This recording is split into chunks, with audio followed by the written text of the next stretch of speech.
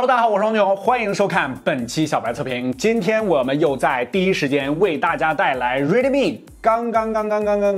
不应该说发布，应该说是上线的 K30S 至尊纪念版这机器。我们这里是有2台啊，这个不同的颜色。其实这台机器之前我们已经体验一段时间了。之前很多小伙伴咨询我们在2500万元这个档位的机器的时候，我们基本上推荐的就是 X7 Pro， 还有就是 K30 Ultra 这2台。确实，机友选择的话，这2台的性价比都是非常高的。2000到3000元档位段的这个市场，江山要换一换了。OK， 不过关注点，小白测评马上开始，记得3本视频点赞、收藏、投硬币。这台黑色的 K30S 呢，我们之前一直在做测试，然后做体验，然后这里呢，我们专门留了一台给大家做一个小小的开箱，就是月光银色。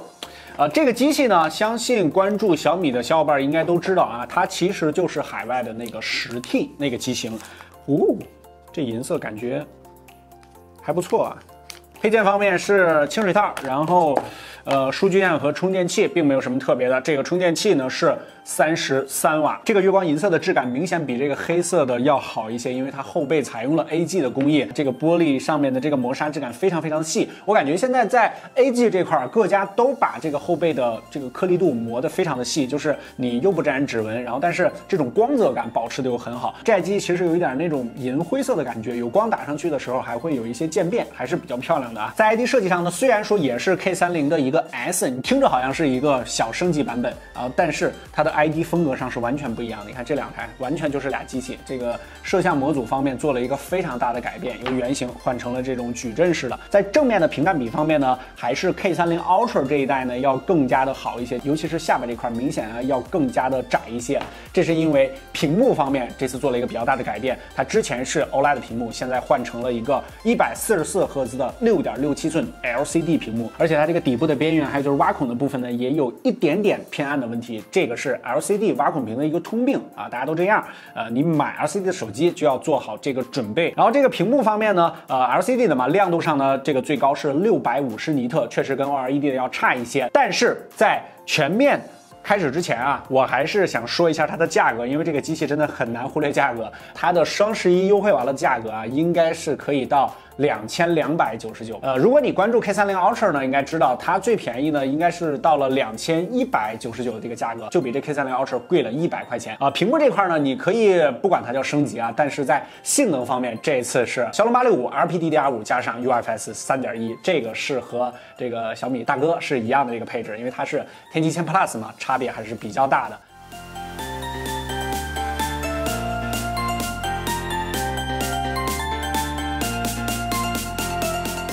OK， 还是老规矩，在我们的小白测评微信公众号后台回复 K30S 这几个关键字，本期视频的所有实拍样张和实测数据你都可以随时随地免费查看。是我们做了一期专题的这个高刷的一个视频，我们普遍遇到的一个问题就是比如说你放的是这个25帧的这个视频，然后但是呢你可能90赫兹或者说120赫兹，这个拉开的这个差距有点大。其实有的时候刷新率并不是越高越好，而是要正好匹配，这个才会越好。这个 K30S 呢就引入了这个自适应的这个技术啊，它有7个档位，就是可以自动调节，你不用再去打开开关啊，就是你在看视频的时候，它会自动适应你的这个帧率。比如说你是24帧的，那么它刷新率可能调成48，正好是2倍，然后进行优化；或者25帧的，调成50，可以正好是它的倍数。其实这是一个非常好的思路，因为你的偏远或者说大家使用的这个 app 大家使用的这个界面是多少帧的，变化幅度非常之大。如果要是有一个自适应的话，就可以把这个高帧发挥的要更好一些，并且这块屏幕呢也是支持 MEMC 的这个运动补偿的啊，这个也是旗舰机上面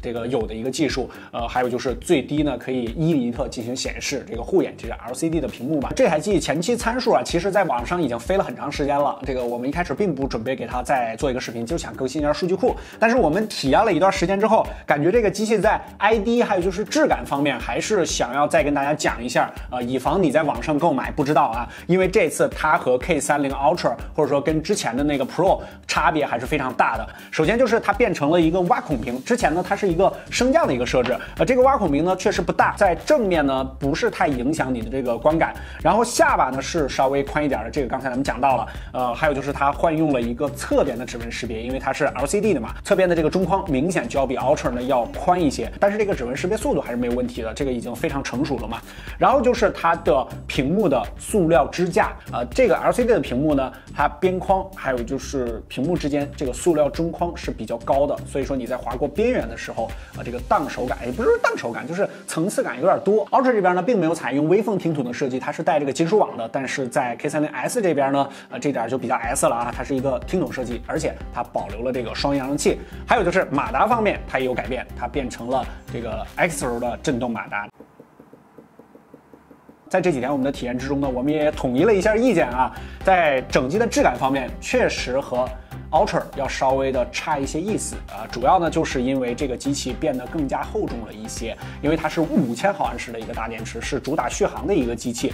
所以说你刚刚拿到手的时候，可能觉得这机器稍微有一点点糙。后背的 ID 上呢，它是采用了一个4曲面的一个设计，所以说握持感上呢还 OK， 但是它的这个镜头啊是比较靠边儿，所以说你在侧边看的时候，感觉这个镜头凸起的是比较高的。你猛的一看啊，它是一个4摄的设计，下边加了一个小小的闪光灯嘛，但其实闪光灯上面的这个是堵住的啊，它没有摄像头，它是一个3摄的一个手机。在摄像头方面，主摄是6400万的这个682，和 Ultra 这边是一样的啊。682呢就是686的一个小小的阉割版，这个在 K30 Ultra 那期视频中呢跟大家讲过。然后我们不废话，直接来看一下它的实拍样张。